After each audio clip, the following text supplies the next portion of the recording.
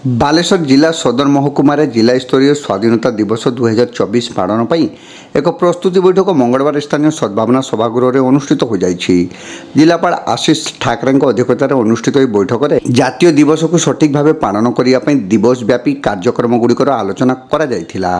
प्रस्तुति बैठकर निष्पत्ति अनुଯାयी स्वाधीनता दिवस अवसर में प्रत्युषरे रामधुन प्रचार सकाळे छात्र छात्री द्वारा प्रभात फेरी सकाळ 7टारू 7:30 मध्य सरकारी और बेसरकारी अनुष्ठान तथा शिक्षानुष्ठान मानकरे जातीय पताका उत्तोलन करा जिवो।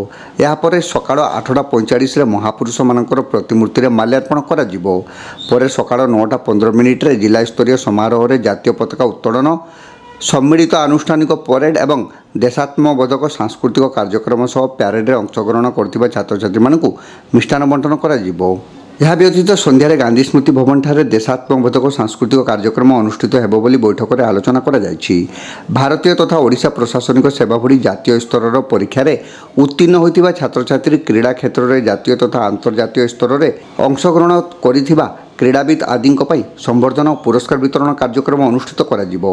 छात्र छात्री मानक मध्य देशात्मबोध प्रबंध क्विज और संगीत प्रतियोगिता आयोजन करने को स्थिर कर एतद्व्यतीत स्वाधीनता दिवस समारोहर सुपरिचालना मंच सज्जा परिमल आशु चिकित्सा आईन श्रृंखला पानीय जल अतिथि बसवा स्थान और अन्य आनुषंगिक व्यवस्था सुनिश्चित करने जिलापाल श्री ठाकरे विभाग अधिकारी निर्देश देइछन्ति।